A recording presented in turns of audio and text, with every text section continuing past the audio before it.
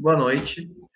Eu gostaria primeiramente de agradecer a participação da advogada Laís Munhoz com essa palestra de um assunto muito sensível, mas muito importante, que não deve ser calado, né, que é a questão da violência doméstica, e agora no contexto da pandemia do Covid-19. Nós vamos organizar a nossa live de hoje com perguntas para a palestrante, que deverão serem feitas através dos nossos canais, das redes sociais, e eu vou trabalhar como um moderador. Meu nome é Rafael Debura, eu sou professor da Universidade Federal do Rio Grande, no campus Santa Vitória do Palmar, e gostaria de agradecer a participação de todas e todos. Vamos aguardar, então. Já temos aqui um parabéns, Laís, e temos uma pergunta enviada pelo YouTube, de Clediane Santos. Ela diz que gostaria de saber se, após a criação da Lei Maria da Penha, se houve uma diminuição no número de casos de violência doméstica ou as mulheres ainda se sentem seguras em denunciar, Laís. Bom, antes de responder as perguntas, eu queria agradecer de novo o convite e agradecer a todo mundo que está assistindo a live e que também mandou perguntas. Fico muito feliz de poder falar sobre esse assunto e poder falar também sobre trazer uma luz sobre essas questões aqui em Santa Vitória. Então, antes da Lei Maria da Penha, os procedimentos, né, da violência doméstica, a gente não falava, na verdade, sobre violência doméstica. Esse termo é um termo bem recente. E antes era considerados as violências como crimes normais do procedimento criminal normal. E aí, quando surgiu a Lei Maria da Penha, com todas essas inovações legislativas e, enfim, oportunidades e facilitações para a mulher poder denunciar, isso acabou, claro que, na verdade, aumentando os casos, porque antes era um dado que a gente não tinha, que a gente não via, né? E aí, com a Lei Maria da Penha, a gente começa a ver a violência doméstica. É óbvio que a Lei Maria da Penha é uma lei que estabelece medidas jurídicas, enfim, e ela, por si só, não resolve o problema da violência doméstica, ela pode, talvez, ajudar. Tem uma parte da Lei Maria da Penha que não é explorada, que é a parte da criação de políticas públicas. Enfim, aqui em Santa Vitória, a gente não tem muito dessas políticas, assim, é um pouco desorganizado. A gente teve alguma tentativa com a criação da rede de proteção da Maria da Penha, porque eu, como advogada, eu posso dizer que a lei ela não resolve os problemas, ela pode ajudar a resolver uma questão urgente, uma medida de urgência, quando a mulher está sob perigo, mas ela não resolve o problema, né? Acho que é isso. Obrigado, Laís. Temos mais uma pergunta da Milena Pestano, nossa aluna do curso de Relações Internacionais aqui no campus Santa Vitória do Palmar. Tudo bem, Milena? A Milena diz, muito interessante mostrar o caso de Santa Vitória do Palmar, pois muitas vezes não sabemos de uma realidade muito próxima. Na verdade, não chega a ser uma pergunta, né, da Milena, chega a ser um comentário. Boa noite, Milena. Então, Santa Vitória sempre é bom, é minha cidade, eu nasci aqui, eu saí para estudar, mas eu voltei porque eu sinto que é uma cidade que precisa bastante da gente, precisa de pessoas interessadas. E uma das coisas que eu já propus, inclusive, num projeto, era que a gente fizesse um mapeamento da violência doméstica em Santa Vitória, porque os dados que a gente tem, eles são raríssimos, assim, a gente tem dados da Secretaria de Segurança Pública do Rio Grande do Sul, mas dados aqui da cidade a gente não tem. Até com a rede de proteção da Maria da Penha, eu tinha proposto fazer esse estudo, esse recolhimento de dados, para a gente saber quem são essas mulheres, o que elas precisam para poder redirecionar as políticas públicas, mas a gente ainda tem pouquíssimos dados. Mas é importante porque Santa Vitória é uma cidade com suas particularidades, como toda cidade, a questão da campanha traz uma situação totalmente nova, como eu falei ali na minha fala. E, então, eu acho que a gente ainda tinha que investir mais nessa aproximação com a cidade, com a realidade da cidade. Obrigado, Laís. Temos aqui uma pergunta da Charlene Brundel Puerto, nossa querida professora que atua no campus Santa Vitória do Palmar. Há agressões que não são vistas como violência sexual, mas como o still thing, retirada da camisinha masculina e feminina, sem que a parceira ou parceiro saiba. O termo novo foi cunhado pela Alexandra Brodsky. Então, o still thing. Charlene, assim, o rol ali que na verdade, a lei, quando ela fala sobre a violência sexual, ela não estabelece um rol de o que pode ser violência sexual. Então, ele abre um espaço para uma interpretação maior. Então, esse termo, que eu não tinha ouvido, já tinha ouvido falar desse tipo de agressão, ela pode ser encaixado na interpretação do que é uma violência sexual, com certeza. E é protegido, sim, pela Lei Maria da Penha. Obrigado, Laís. No aguardo de mais comentários. Várias palmas aqui, estimulando, né?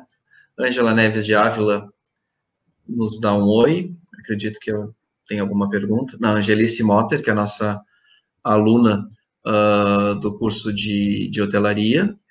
Boa noite. Como podemos identificar que alguma mulher esteja sofrendo alguma das violências? Psicológica, por exemplo.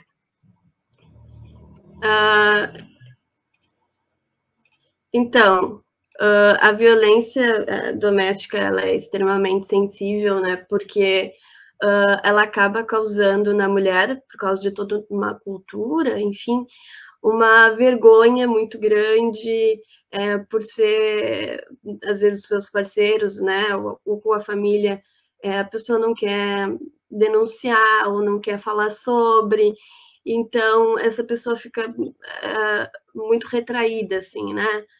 E não é fácil denunciar e não é fácil falar sobre, e a pessoa fica com aquela estigmatização, é sempre muito complicado. Até ir na delegacia, por exemplo, eu vejo, quando eu acompanho alguma cliente, isso traz um sofrimento muito grande. E para fazer essa identificação, eu acho que é importante a gente, né, estabelecer um diálogo, observar o que a pessoa fala dos seus relacionamentos, prestar bastante atenção, porque às vezes a pessoa ela pode estar ocultando algumas coisas, ou ela aparece com um machucado estranho, ou enfim, ela conta histórias, né? E muitas vezes a violência doméstica ela é confundida com ciúmes que representa amor, por exemplo, né? As mulheres, às vezes, elas dizem, ele não deixa eu usar tal roupa porque ele tem ciúmes, e isso é bonito, né? Então, acho importante a gente ter esse diálogo com as pessoas próximas, promover essa aproximação e prestar bastante atenção no que a pessoa fala. Não, enfim, é difícil a gente interpelar uma pessoa que sofre violência, mas é necessário a gente manter esse diálogo e ser presente, né? Não adianta também só cobrar a pessoa de fazer uma denúncia. Claro que, né, a gente incentiva, mas ser presente e fazer parte da rede de apoio para essa pessoa. Obrigado, Laís. Márcia Vitória, aluna do curso de Tecnologia em Eventos. Um mapeamento seria incrível, porque é bem difícil detectar os casos aqui em Santa Vitória do Palmar. Eu acho extremamente necessário mostrar para as pessoas que aqui também acontece e que devemos ficar mais atentos com os sinais, às vezes até de socorro de uma vítima. Então, por isso que eu propus esse estudo, né? Porque, como eu disse, Santa Vitória tem essas particularidades, a gente tem bastante casos de violência doméstica. Quando eu participava das reuniões da rede de apoio da Maria da Penha, a gente tinha pelo menos, imagina, uma cidade pequena de 30 mil habitantes, 35 mil, enfim, a gente tinha mais ou menos umas 50 medidas de urgência definidas por mês, que é um valor bastante grande, né? E isso das medidas deferidas, né? Aqui a gente entra também as medidas que não foram deferidas, as denúncias que não pediram medidas de urgência e as pessoas que também não denunciaram, né? Então, é extremamente importante que a gente tenha esse mapeamento, essa pesquisa dentro da cidade. Infelizmente, esse projeto ele acabou não andando para frente, porque tinha um prazo para, enfim, abrir o projeto, e aí acabou não sendo aprovado a tempo. Mas aí é uma ideia que eu deixo para vocês, inclusive para o pessoal da FURG, né?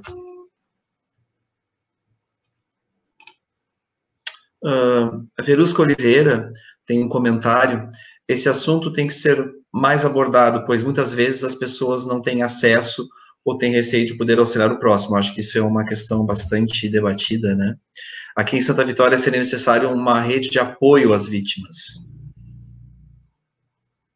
Então, desculpa, eu acho que ela continua. Onde nós mulheres podemos buscar ajuda. Não, isso já é outra pergunta, desculpa.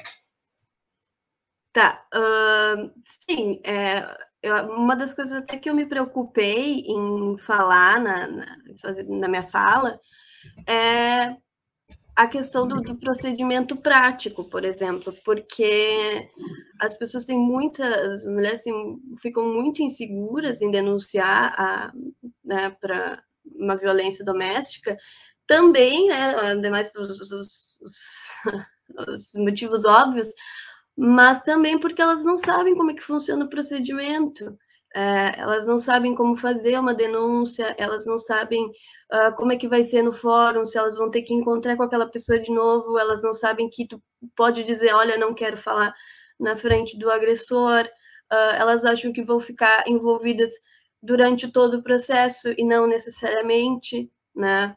Então, eu acho que é muito importante a gente falar sobre isso e explicar e desmistificar e dizer que a violência doméstica ela não é vergonha para ninguém, a não ser para o agressor. Porque nós todas, claro que de maneiras diferentes e níveis diferentes, né? Óbvio, mas nós todas, por sermos mulheres, estamos sujeitas à violência doméstica. É isso.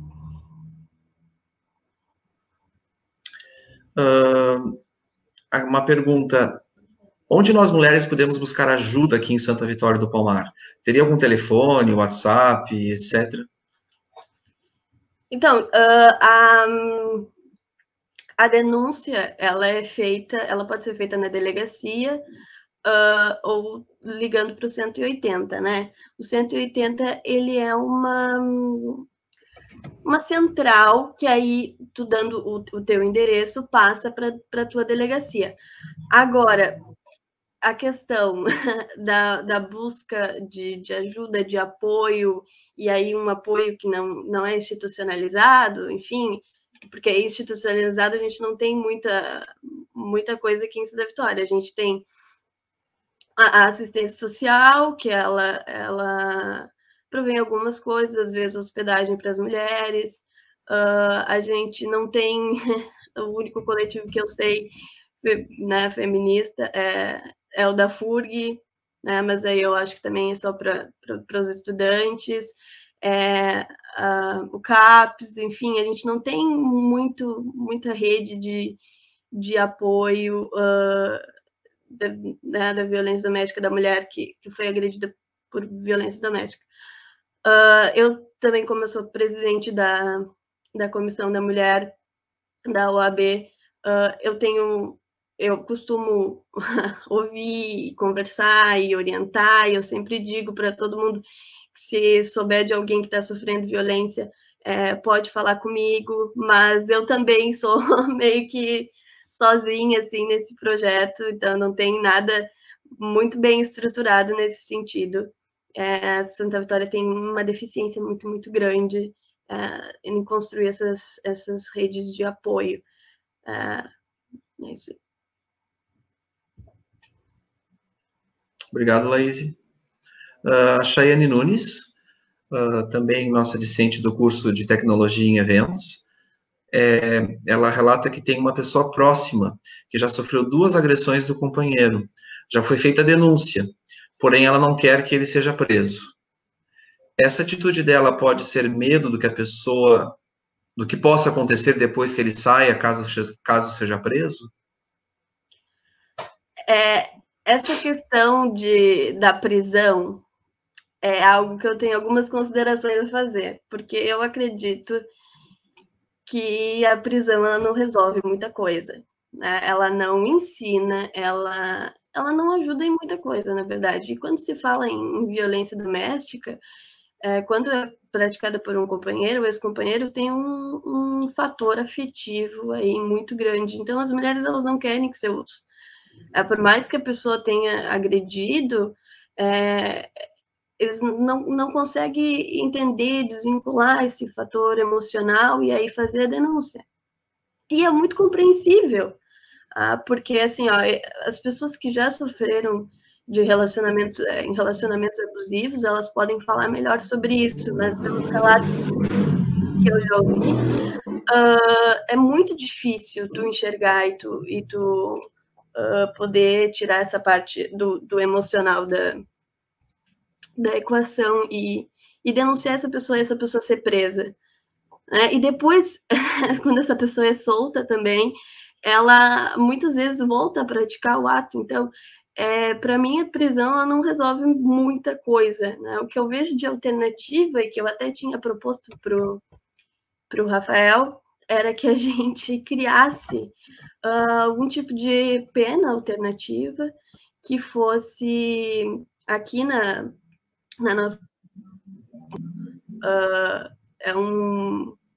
uma iniciativa que já acontece em outras cidades, que é fazer um curso assim com esses homens agressores assim sobre masculinidades e sobre masculinidade tóxica, para a gente poder discutir isso, porque a pessoa ela vai presa e ela não tem que falar sobre isso, ela não é educada, ela passa por uma situação que não estou dizendo pobre, coitado, enfim, mas a gente tem que ver a função prática.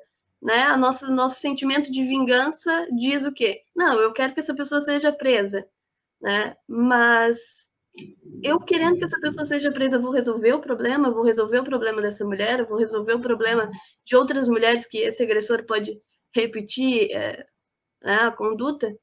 Então, é claro que essa mulher vai ter um problema em denunciar, porque tem o componente afetivo, e também porque ela tem medo, porque quando ele sair de lá, talvez procure ela.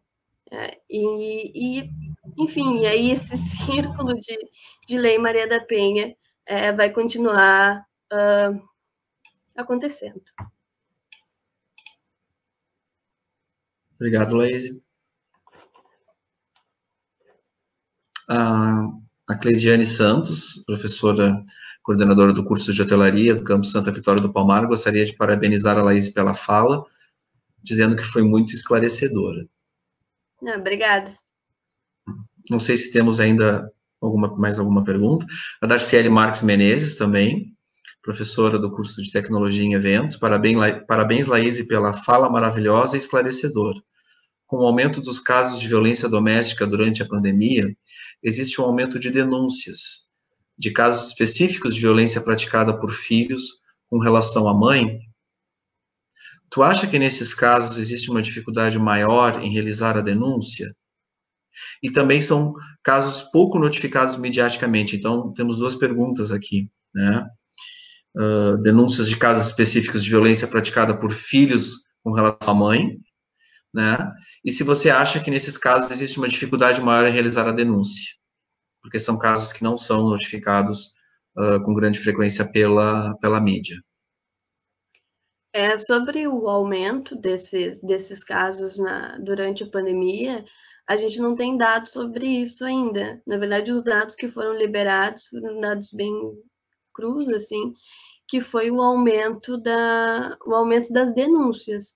E aí, né, os dados que eu tenho disponível, que aumentou 36% no Rio de Janeiro, e também, não, 36% no Brasil, e eu não quero mentir, mas eu acho que, e depois eu posso pesquisar isso melhor, mas acho que uns 50% por aí, assim, de denúncias no Rio de Janeiro.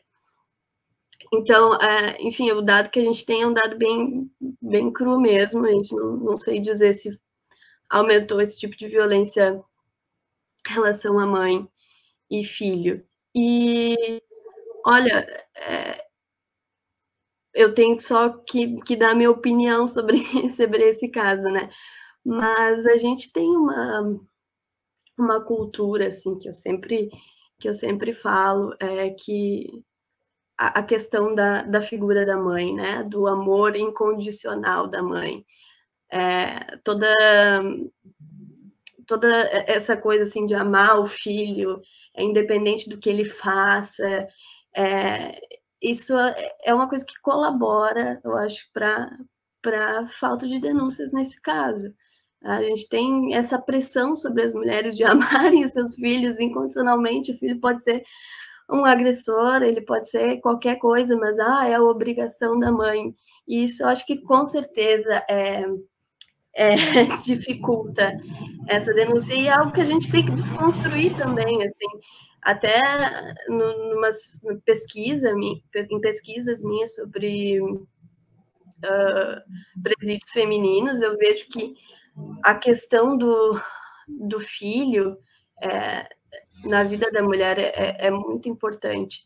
Então, quando a mulher ela é presa, por exemplo, uma das maiores que ela passa, uma das maiores questões, e uma das questões que a sociedade cobra e o que ela mais sofre, é ter abandonado o seu filho, né? Ter largado o seu filho para outras pessoas criar.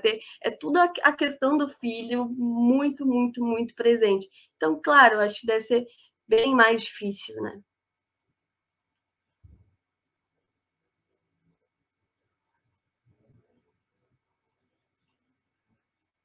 Parabeniza e disse que esse assunto é bem pertinente para o momento atual e te agradece. A Milena Pestano reforça que acha que as medidas de distanciamento são mais eficazes, até que a prisão e o curso também seria importante. Informações nunca são demais.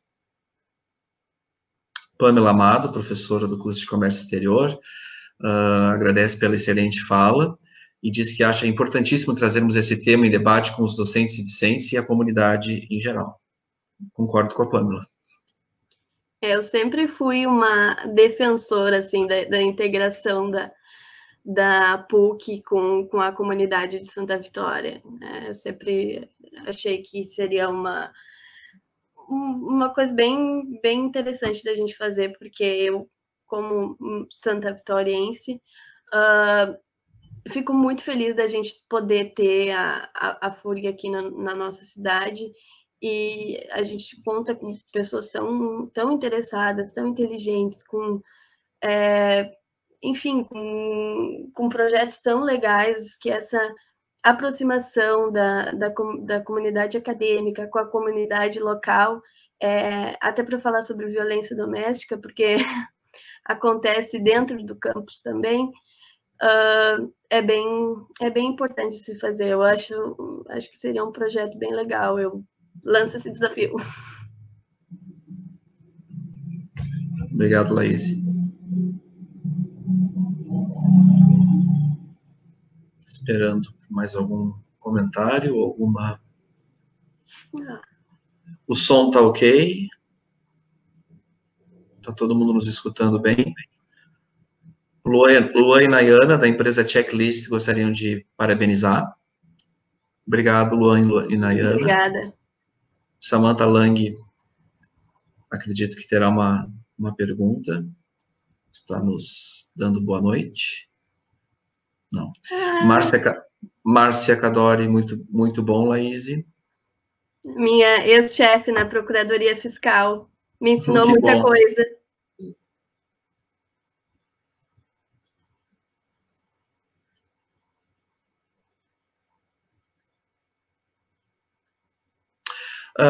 Então, eu acho que podemos ir encerrando, e mais uma vez eu gostaria de participar. Eu acho que foi um momento muito frutífero de discussões. Eu acho que é o início, né? E eu gostaria também, em primeiro lugar, de parabenizar, né, o curso de Tecnologia em Eventos, coordenado pela professora Luciene Imes e a coordenadora adjunta Darciele Menezes, que tiveram, né, essa ideia e foram as idealizadoras desse projeto, que só tem a crescer, né? Então, acho que estamos todos de parabéns, ao público, a todas e todos que vieram hoje prestigiar essa live. Gostaria de parabenizar também a advogada Laís Munhoz por ter compartilhado esse conhecimento tão incrível, que eu acho que nunca deixa de ser pertinente e atual, né? Então, mais uma vez, muito obrigado. E gostaria de desejar uma boa noite a todas e a todos, e se cuidem, fiquem em casa o máximo possível, e saúde. Muito obrigado e uma boa noite. Também gostaria de agradecer mais uma vez a oportunidade, agradecer quem estiver assistindo, também as pessoas que colaboraram com perguntas muito legais. Eu adorei poder participar desse evento. E um evento maravilhoso, de uma iniciativa também muito legal do curso de eventos.